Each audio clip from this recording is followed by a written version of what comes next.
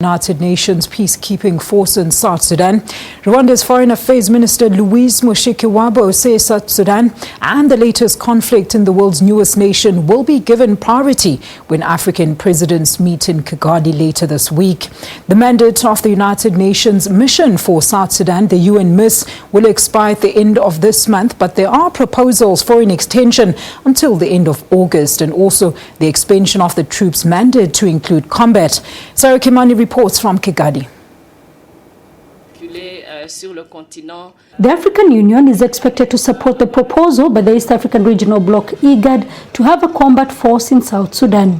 That proposal will then be forwarded to the United Nations Security Council for authorization. African countries are likely to contribute more troops in addition to the 13,500 soldiers. Nothing is off the table for the leaders that will be gathered here in Kigali to do everything possible, first to make sure that the people of South Sudan have protection, and two, to try and get the political process back on track.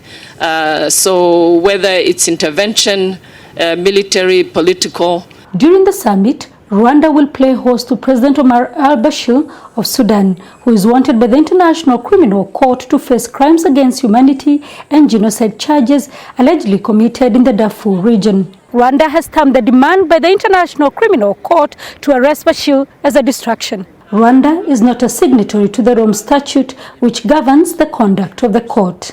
Anybody who's invited by the African Union will be here in Kigali and will be very welcome, will be under the protection of this country as should be customary. The meeting will also elect 6 new commissioners and a new chairperson to replace Dr. Nkosazana Lamini Zuma, who steps down after serving 1 term.